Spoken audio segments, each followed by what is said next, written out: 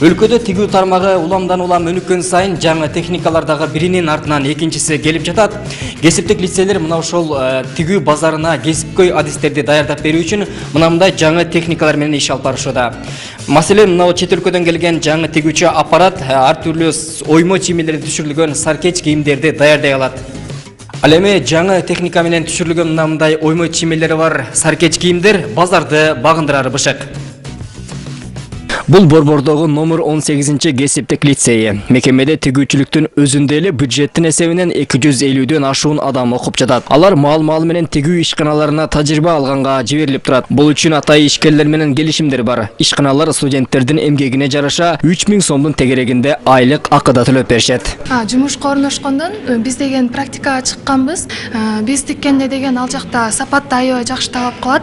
Сапатты талап кылганына жараша бизге акыны акы маянасында жакшы төлөйт.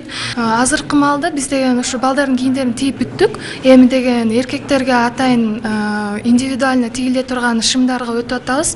Ошо азыр ошону окуп жатабыз да, муну деген аягында бүтүрүп тапшырганга даярданып жатабыз. Тигүүчүлүккө адистерди даярдаган өлкө боюнча мындай 100гө жакын кесиптик лицей бар. Аларда 15тен 60 жашка чейин бардык жарандар кабыл алынат. Окугандардын арасында сүйлөөгө жана угууга мүмкүнчүлүгү жоктор да бар.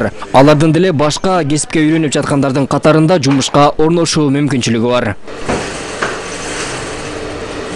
Ар бир кесиптик лицей бир нече ишканалар менен кызматташат. Ал ишканалар бүтүрүүчүлөрдү ишке алышат. Маселен, Лекпром ассоциациясы 700 тигүү цехи менен кызматташкан. Тигүү тармагында адистерге суроо талап жогору. Дерлик бардык ишканалар тигүүчүлөргө муктаж деп билдирди. Жакында бирюса ошону изилдейбиз, канча специалисттен канча киши жетишпейт экен тармакта. Силер билгендей, бүгүнкү биздин ассоциацияда 700дөн ашык ишканалар бар. Баары эле кадрга муктаж болуп турат. Бүгүнкү күндө бул менин оюмча ушу биздин Кыргызстанда ушу биздин цехтердин көбөйүшү саны. Анан тышкары мына жакында эле биз бажа биримине киргенден кийин биздин көбүнчө тигүүчү кыздарыбыз Россияга кетип калбады. Ал жакта упрощенный система болуп, жанагы трудоустройство. Адистерди даярдоо үчүн жаңа жабдуулар алынып келинип, студенттерде маал менен практикага жөнөтүү иш аракети кесиптик техникалык билим берүү жана кесиптик көндүмдөрдү өнүктүрүү долбоорунун алкагында ишке ашууда. Аталган долбоорду 2013 жылы Азия өнүктүрүү фонду менен өкмөт биргеликте ишке киргизген. Банк тарабынан $20 миллион бөлүнгөн. Анын жарымы гранттык негизде болсо, жарымы насыя катары.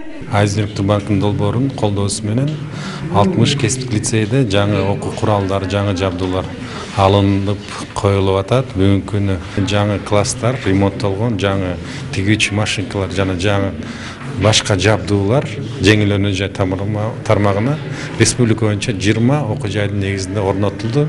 Жана уже окуу процесси башталды. Тигүүчүлүктү чалабыла өздөштүргөндөр көп. Бирок бүгүнкү базардын талабы колунда диплому бар кесипкөй адистерге муктаж. Анткени саркеч базарды өзүнө тарта турган кийимдерди тигүүдө жөнөкөй жумушчу эмес, өнөр ээси керек. Кутман Маматазимов, Турар Анарбеков, ЛТР Бишкек.